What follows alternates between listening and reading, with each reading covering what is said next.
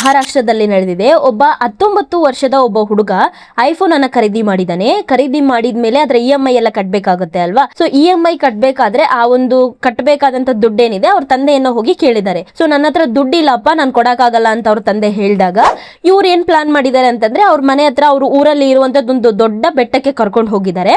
So ಅಲ್ಲಿ ಕರ್ಕೊಂಡು ಹೋಗಿ ಅವರ ಅಪ್ಪ ಅವರ ಅಮ್ಮ ಮುಂದೆ ಇರ್ಬೇಕಾದ್ರೆ ನಾನು ಕೆಳಗಡೆ ಬಿದ್ದೋಗ್ಬಿಡ್ತೀನಿ, ನನಗೆ ದುಡ್ಡು ಕೊಟ್ಟಿಲ್ಲ ಅಂದ್ರೆ ನಾನು ಇಲ್ಲಿಂದಾನೆ ಸತ್ತೋಗ್ಬಿಡ್ತೀನಿ ಅಂತೆಲ್ಲ ಬೆದರಿಕೆ ಹಾಕಿದ್ದಾರೆ. ದೆನ್ ಅದಾದ್ಮೇಲೆ ಪೊಲೀಸರು, ಅಲ್ಲಿರುವಂತ ಜನಗಳು ಅಂಡ್ ಸರ್ಪಂಚ್ ಅಂತ ಎಲ್ಲ ಹೇಳ್ತಾರೆ ಅಲ್ವಾ, ಸೊ ಅವರು ಎಲ್ಲಾರು ಕೂಡ ಹೇಳಿದ್ದಾರೆ, ಇಲ್ಲ ನಾವೇ ಬೇಕಾದ್ರೆ ಒಂದು ಫೋನ್ ಕೊಡಿಸ್ತೀವಿ, ದಯಮಾಡಿ ಆತರ ಕೆಲಸವನ್ನ ಮಾಡ್ಬೇಡ ಅಂತ ಎಷ್ಟು ಗೋಗರಿದ್ರು ಕೂಡ ಆ ಹುಡುಗ ಅವ್ರ ಮಾತನ್ನ ಕೇಳಿಲ್ಲ. ಲಾಸ್ಟ್ ಫೈನಲ್ ಆಗಿ ಅವನೇನ್ ಮಾಡಿದಾನೆ ಅಂದ್ರೆ ಕೆಳಗಡೆ ಬಿದ್ದೋಗ್ಬೇಕು ಅಂತ ನೋಡ್ತಾ ಇದ್ದಾಗ ಅವ್ರಪ್ಪ ಏನ್ ಮಾಡಿದಾರೆ, ಈ ಕಡೆ ಕರ್ಕೋಬೇಕು ಅಂತ ಮುಂದೆ ಹೋದಾಗ ಅವ್ರ ಅಪ್ಪನೂ ಕೂಡ ಸೇರಿಸಿ ಅವನು ಕೆಳಗಡೆ ಬಿದ್ದೋಗ್ಬಿಟ್ಟಿದ್ದಾನೆ.